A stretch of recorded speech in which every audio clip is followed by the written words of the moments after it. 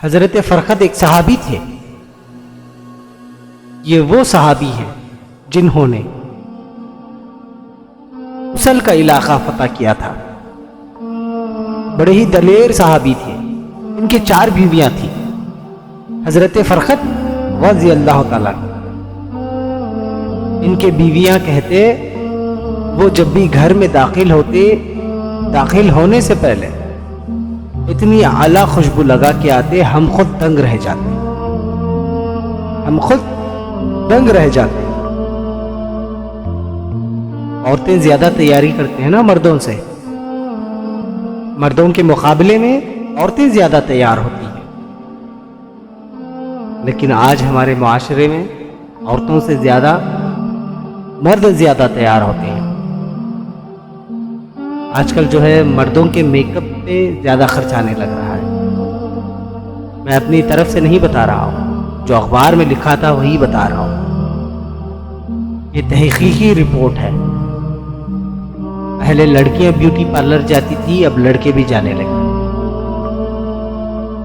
پہلے صرف دلہن جاتی تھی، لیکن اب سارا خاندان جانے لگا. سارا خاندان جاتا ہے. اللہ تعالیٰ معاف کرے. اس کے باوجود بھی بڑی غربت ہے ملک میں، پریشانی بھی بڑی ہے. اس کے علاوہ بھی ہمیں غریبوں کے لیے درد ہے. اس کے باوجود ہم لوگوں کو مدد کرنا چاہتے ہیں. معلوم نہیں کیا ترجمہ کیا ہم نے غریب پر، کیا معنی بنایا اللہ ہی بہتر جانتا ہے. کہ وہ چیزیں جن کی بالکل بھی حاجت نہیں، ضرورت ہی نہیں، لاکھوں لٹاتے ہیں، پھر بھی کہتے ہیں وہ دیکھو غریب کو روٹی کوئی نہیں مل رہی، وہ تو بھوکا مر رہا ہے. کہ بھائی آپ مہربانی کرتے، خالی کنگھی ہی کر لیتے، باقی جو پیسے تھے غریبوں میں تقسیم کر دیتے. جو کچھ بھی ہے خیر، ہر کسی کا اپنا اپنا مزاج ہے، اس پر میں جانا ہی نہیں چاہتا. ہر کسی کی اپنی اپنی مرضی ہے، اس پر تو میں بات ہی نہیں کرنا چاہتا. ہر کسی کا اپنا اپنا معیار ہے، اپنی اپنی مرضی ہے. خیر چلیے بات کو آگے بڑھاتا ہوں.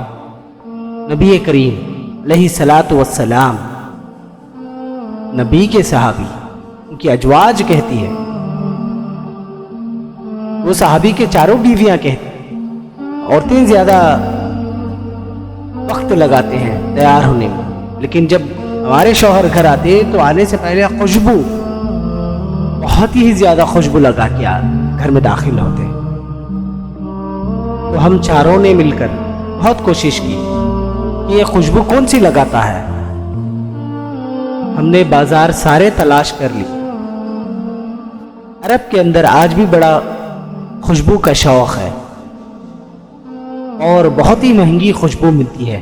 کبھی آپ عرب کے بازار میں چلے جائیں، بہت ہی مہنگی خوشبو ملتی ہے. کہتی ہیں ساری خوشبو ہی لگا لی. ہم نے چیک کر لیے، سارے خوشبو لگا کر چیک کر لی اور ہم تھک گئے. ایک دن 4 سوتنے بیٹھ گئے اور آپس میں بات کرنے لگے، ہم اس کا مقابلہ نہیں کر سکتے، ہم معلوم نہیں کر سکتے. آج پوچھ ہی لیں خوشبو کہاں سے لگاتا ہے، پوچھ ہی لیتے ہیں، چلو بات ہی ختم ہو جائے. پوچھ لیں، ہم جتنا بھی مہنگا لگا لیں، لیکن اس کے خوشبو والی بات نہیں آتی. معلوم نہیں کہاں سے لاتا ہے، معلوم نہیں کہاں سے خریدتا ہے. چلو پوچھ لیتے ہیں، ہم اس کے مقابلہ نہیں کر سکتے. ایک دن 4 سوتنے مل کے ان کو بٹھا لیا. پوچھنے لگی، بتاؤ خوشبو کہاں سے خریدتے ہو، کون سی خوشبو لگاتے ہو، کہاں سے خریدتے ہو. وہ صحابی کہنے لگے، میں تو کوئی خوشبو ہی نہیں لگاتا، میں خوشبو آج تک نہیں لگایا، اور نہ ہی میں خوشبو بازار جا کے خریدتا ہوں. میں تو لگاتا ہی نہیں، بازار جانا تو دور کی بات ہے. بیویاں کہنے لگی، صحابہ تو غلط بیان نہیں کرتے. آپس میں بات چیت کرنے لگے. صحابہ تو کبھی جھوٹ نہیں بولتے، یہ نبی کا صحابہ ہے، نبی کے صحابی ہیں، جھوٹ نہیں بول سکتے۔ پھر واپس گئی، پوچھنے لگی کیا بات کرتے ہیں؟ جب کبھی بھی آپ گھر میں داخل ہوتے ہیں تو خوشبو ہی خوشبو، اور آپ سے پوچھا جائے تو آپ کہتے ہیں کہ میں خوشبو لگاتا ہی نہیں۔ جب آپ آتے ہیں گھر میں تو ہم حیران رہ جاتے ہیں۔ فرمانے لگے جس دن سے تم خوشبو ڈھونڈنے لگے مجھے پہلے دن ہی معلوم ہے، جس دن سے تم لوگ خوشبو ڈھونڈنے کی کوشش کر رہے تھے اس کا پہلا دن ہی مجھے معلوم ہے۔ میں اس لیے چپ تھا، چلو زور لگا ہی لیتے ہیں، بات کہاں تک جا پہنچتی ہے تمہارے پاس زور تو لگا لو۔ بہرحال میں اللہ کی قسم اٹھا کے کہتا ہوں میں نے خوشبو کبھی نہیں لگائی۔ ان کی بیویاں کہنے لگی تو بتا تو صحیح، دلیر آدمی ہے، تو دلیر آدمی ہے۔ جو دلیر ہوتا ہے وہ خوشبوؤں کے پیچھے، لباس کے پیچھے اور جو ہے دوسرے اخراجات پر زیادہ خرچ نہیں کرتے، ان باتوں کو وہ معنی ہی نہیں رکھتے۔ آخر بات کیا ہے، بتاتا کیوں نہیں؟ ہمیں معلوم ہے دلیر جو ہوتے ہیں ان کا مشن ہی کچھ الگ ہوتا ہے۔ آپ تو مجاہد قسم کے آدمی ہیں، پر جب کبھی بھی آپ گھر میں آتے ہیں تو خوشبو ہی خوشبو آتی ہے۔ تو حضرت فرقد رو پڑے رضی اللہ تعالیٰ، کہنے لگے بیمار ہو گیا تھا، لاچار ہو گیا تھا، حکیموں نے انکار کر دیا تھا، وجود پر میرے آبلے نکل آئے، پھنسیاں بن گئی، جسم پہ سارے پھنسیاں بن گئی، ان پھنسیوں میں پیپ بھرا ہوا تھا، پیپ بھر گیا تھا، میں بیٹھ نہیں سکتا تھا۔ جب تھک گیا تھا تو اللہ کے رسول آپ صلی اللہ تعالی علیہ وسلم کے دروازے پہ چلا گیا تھا اور جا کے عرض کرنے لگا محبوب دیکھیں میرا کیا حال ہوا ہے، میں بیٹھ نہیں سکتا اور اٹھ نہیں سکتا، حکیموں نے میرے علاج کا انکار کر دیا ہے، حضور ذرا میرے طرف دیکھیں، چل نہیں سکتا، اٹھ نہیں سکتا، سو نہیں سکتا، آپ کے علاوہ غم کسے بتاؤں؟ حضور پاک نے فرمایا صلی اللہ تعالی علیہ وسلم، حضور نے فرمایا سطر ڈھانپ لے، باقی سارے کپڑے اتار دے۔